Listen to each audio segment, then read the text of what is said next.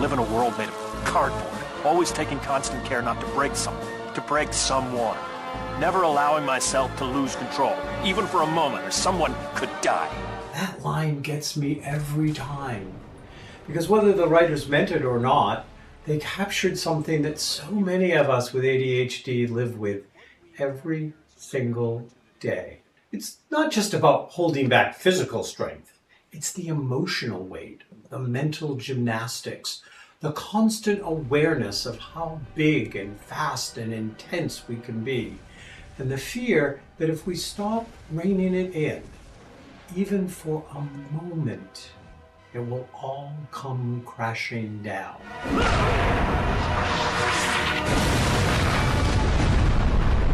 That line is what masking feels like. It's what self-monitoring feels like.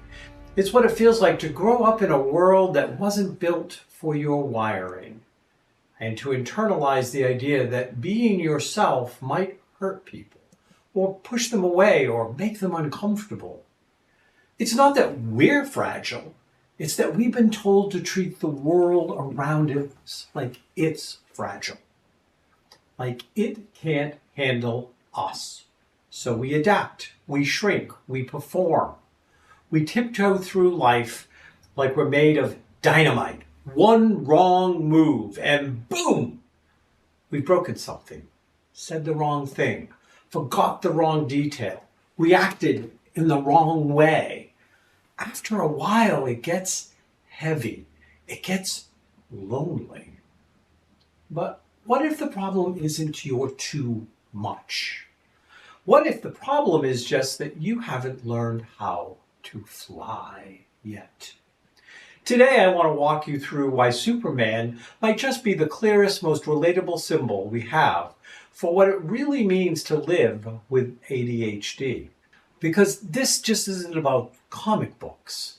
This is about understanding yourself. Maybe for the first time. And finally realizing that the things you were taught to tone down are actually the things that make you powerful. Now, I love this metaphor, not because I think everyone with ADHD is secretly from another planet. Well, some days it wouldn't surprise me. But because Superman's story gives us a framework that makes so much more sense than the clinical checklist we get handed. Because think about it. Here's this being who's not broken, not disordered, just not from here. He shows up in a world that doesn't understand how he works, doesn't know what to do with him. And right away, the world starts trying to make him smaller, more manageable, more normal. My definition of normal is an STD, a socially transmitted disease. That if it doesn't kill all of you, it kills some part of you. And you may be breathing, but you're not really alive. Those gifted with ADHD are born with brains that run faster, feel deeper, and process more than the so-called norm. It's not better. It's not worse. It's just different. Okay, maybe it's a little bit better. Right from the get-go, in my first ADHD book, Managing the Gift, I established the difference between disability and diffability. That the ADHD brain isn't broken, just different. But that difference tends to get treated like a problem because most of the systems we live in, school, work, social expectations, they weren't designed for us. They were built for a completely different operating system. So here's this being from another planet, born with abilities no one on Earth understands, dropped into a world that looks at him with confusion at best, fear at worst, and tells him, you need to tone all of that down. They tell him, sure, you can stay, but keep it quiet. Don't make people uncomfortable. Don't let them see too much. And what does he do? He puts on a pair of glasses and pretends to be someone else. That's what so many of us end up doing. We mask, we perform, we pretend to be a little less intense, a little more compliant, a little quieter, a little slower, not because it's who we are, but because it feels like the only way to make it through the day without getting in trouble or getting laughed at or being told we're too much. But underneath all that, the power is still there. The speed, the insight, the intuition, the drive, it doesn't go away. It just gets buried under all the effort we put into not scaring people. Superman doesn't need to be fixed. He needs a world that understands who he is and what he is capable of. And ADHD, it's not a glitch. It's not a disability. It's not a disorder like we've been taught to see it. It's a different operating system. It's a different set of instincts and responses and rhythms. And when you try to run that system in a world that was designed for something else, yeah, it's going to crash. But that doesn't mean the system's broken. It means we need a different approach. You were never meant to be Clark Kent. The cape was always there. Just someone convinced you to hide it. I was doing a keynote address at an herbal conference. I was invited because a lot of the supplements I used were helping my ADHD clients to balance out some of the environmental challenges. Now, I knew that this was a slightly conservative group. I had talked to many of the members. I knew many of them said that they sold herbs only because they were in the Bible, so it made them okay. And my ADHD, let's call him mischief maker, decided I was going to do a little striptease. So here I am up on this big stage, people as far as I can see them, and I go on and I have my suit and my tie and my wingtips. I'm all set to go. What I want them to understand is, what does it feel like for the ADHD person they're trying to help? How can I help them have compassion for these people who they're actually trying to help with herbs, but they're trying to help them? And so I talked about, hey, this is how your ADHD person desperately wants to show up. They work really hard to show up the way you want them to show up, whether you're their parent or their teacher or their spouse or their boss, and they're doing the best. And they can put the suit on, they can tie the tie, but the tie starts to strangle them. And with that, I took the tie off, and then the jacket, and then the shirt. And before you knew it, I was there talking about the experience of the ADHD person in a pair of shorts with a tank top and a Hawaiian shirt, just as bright as you can imagine. And I pointed out, but this is who they are. And why can't we just accept and love them for who they are instead of trying to force them into a suit? So let's take a moment to talk about what no one else tells you when you're diagnosed with ADHD. Or for many of us, when we're labeled long before we're diagnosed. They talk about attention. They talk about distraction. Oftentimes they talk about medication.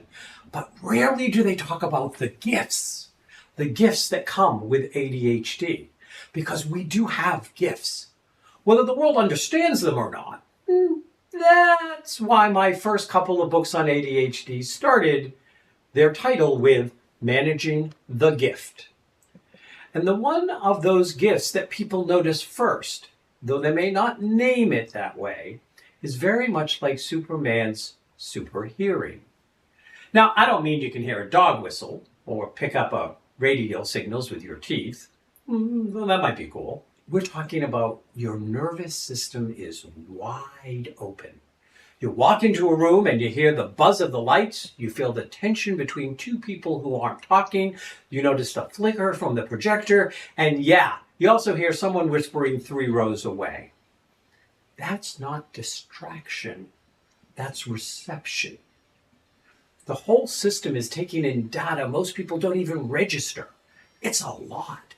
It's overwhelming, but it also means your awareness is sharp. Then there's what I think of as X-ray vision. And I don't mean you're seeing through walls, though wouldn't that be useful at times? What I'm talking about is the ability to see patterns, to sense what's going on under the surface, to walk into a room or into a conversation and feel what's off, even when no one's saying it out loud. ADHD brains are fast, but they're also connected. We leap, we scan, we put things together that don't look like they go together until suddenly they do. That's pattern recognition, and it's a gift. Now, speed, that one we know. We think fast, we talk fast, we move fast, and if you're not on the ride with us, it can feel like you're being left behind. But that speed, that's not chaos. That's creativity, it's problem solving, it's idea generation. It's the ability to run mental circles around the issue until we find the thread that works. And yes, it can be exhausting for us and for everyone around us. But when that speed is aimed at something we care about, it's unstoppable. And flight? That's the one people usually misunderstand the most. Because when our thoughts jump around, when we pivot mid-sentence or chase what looks like a tangent, people call that scattered. But the truth is, ADHDers are divergent thinkers. We fly, we leap, we explore. We don't always get there in a straight line, but we often land somewhere no one else could have reached.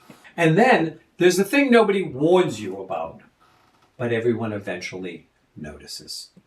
We thrive in crisis. Not because we want to, not because we should have to, but because when things fall apart, when everything's on fire, when the system breaks down, that's when we click in. That's when the noise fades and the clarity comes. I don't know if it's adrenaline or focus or just instinct, but we show up. Cool, calm, and creative. We find the workaround, the loophole, the missing piece. And it's not sustainable. Please, please, please don't build your life around chaos. But it is something to understand and appreciate. And there's another ability we don't always talk about, but it shows up in so many of us.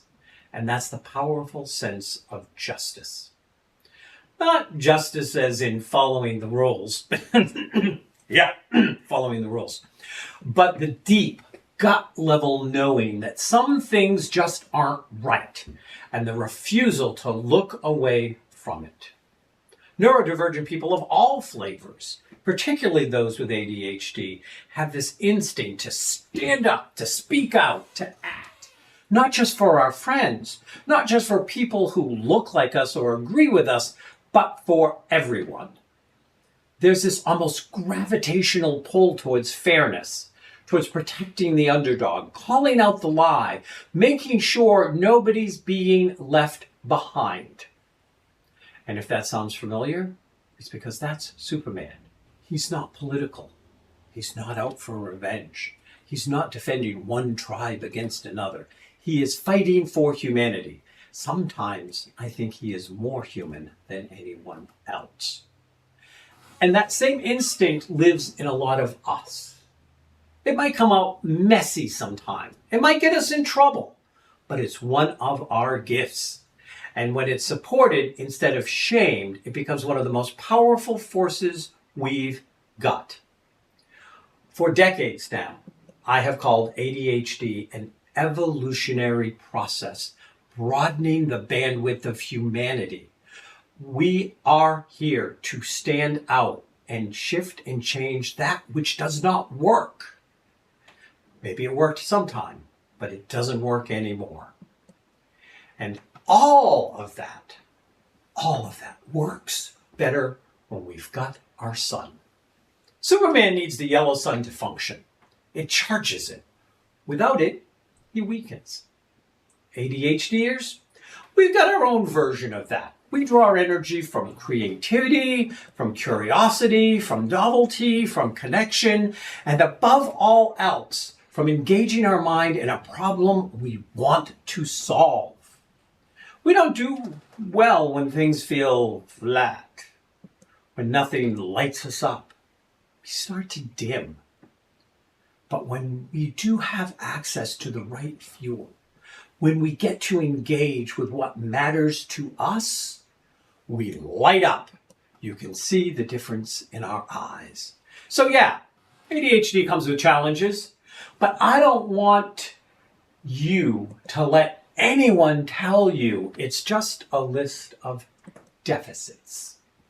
You got abilities, kid. Other people's can't even begin to understand. It's just a matter of learning when to fly and when to rest. Now, of course, we can't talk about superpowers without talking about kryptonite. Because every strength has its shadow. And for ADHDers, there are a few flavors of kryptonite we run into all the time. There are a number of external things that end up affecting our internal state. And once they hit, it's like somebody pulled the plug on everything that makes us feel like us.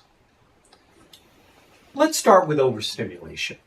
Now, overstimulation isn't just I'm tired or the room is loud. It's when your whole system gets so flooded with input, with noise, with lights, smells, people, talking, phones, buzzing, things out of place that your nervous system just says, nope, we're done. It's not a meltdown for the sake of drama. It's a shutdown because there's nowhere left to put anything. You hit capacity. And when that happens, the powers go offline. The opposite of that, and just as dangerous for us, is understimulation. Understimulation is when there's nothing to engage with. No spark, no movement, no challenge. It's when everything around us is beige, flat, and pointless. And when that happens, we fidget, we multitask. We're desperate for something, anything, to give us back that spark. But when the dopamine isn't there, it can feel impossible to start anything. And sometimes that search can lead to a meltdown or a blow-up. Then there's what I call biochemical kryptonite. And this one surprises people because we're not just dealing with mental processing here, we're working with whole body systems. Food sensitivities, artificial additives, dyes, sugars, even natural compounds like histamines. Most of us are incredibly sensitive to what we eat. Not in a trendy way, in a, why did my brain just fall out of my head kind of way. And here's the wild part. It's not always consistent. It's unpredictable, kind of like red kryptonite. The effects don't just weaken us, they distort us. You don't know what version of yourself you're going to get until it's already happening. You give a neurotypical kid a neon blue popsicle, and they get a sugar rush and then a sugar crash. You give us that same popsicle, and we might not be able to hold a conversation, sit still, or regulate a single emotion for the rest of the day. That's not a lack of discipline. That's a biological reaction. And here's the thing. None of this means we're broken. It means we're working with a very particular nervous system. We can do amazing things, but we have to know what weakens us. We have to respect the conditions we need in order to stay in balance. There are any number of kryptonites, but I will spare you listing them all. But I do want to talk about other things which have kryptonite effects. Chemicals in the air, recirculated air, dehydration, fluorescent lights, hypocrisy, subtlety. ADHD brains do not do subtlety. Take the note. Small talk. Superman doesn't fight kryptonite by just pushing through it. He gets the hell away from it. And maybe that's the part we forgot when we're trying so hard to be functional. Sometimes it's not about trying harder. It's about getting out of the environment that's draining you and finding the one that lets you actually be who you are. Now let's talk about the part of the metaphor that hits the hardest for a lot of us. Clark Kent. Ta-da. See, Superman doesn't wake up and put on the cape. He is the cape. The costume is the glasses. The act is Clark. And for so many people with ADHD, that's exactly what we learn to do. We build a persona, something quieter, smaller, more polite. We watch how other people move through the world, and we try to match it. We mimic, we mirror, we mask, and if we can't do it on our own, we medicate. Not because we want to be fake, but that's how we stay safe. And the world rewards us for it. Wow, look how focused they're being today. You've been so well behaved this week. Why can't you always be like this? And what does that tell us? That it's our medicated or suppressed or even depressed self that gets rewarded. Because the masking worked until it didn't. Until the strain of hiding your energy, your instincts, your fire, start eating away at your joy, your sense of self, your ability to show up without feeling like a fraud. And the longer you live as Clark, the harder it gets to remember where you put the cape. But here's the thing. The world told you that your powers were too much, that if you showed up in full color, someone might get hurt. But they never stopped to ask how much it hurts you to keep hiding. I grew up hearing I was too much, but I came to a whole different level of struggle with this idea with my friend group in my 20s.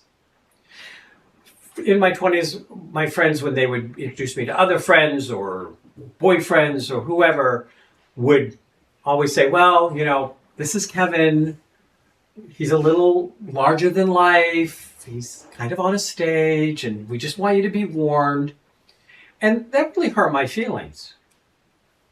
And then one day I realized something, and I turned to that friend group and I said, you know, it's not that I am larger than life.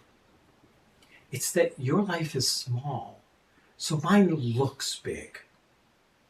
And that was the beginning of the end of that friend group. And then my long-term boyfriend asked me one day, can't you be just a little less Kevin? And even though I had finally pushed back with my friend group, I was in love and I tried.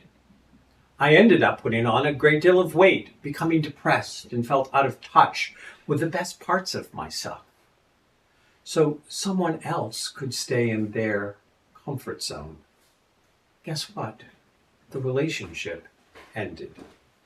There's a reason Superman always ends up back in the sky. Sooner or later, we all have to stop pretending we belong in the office cubicle when we were born to fly.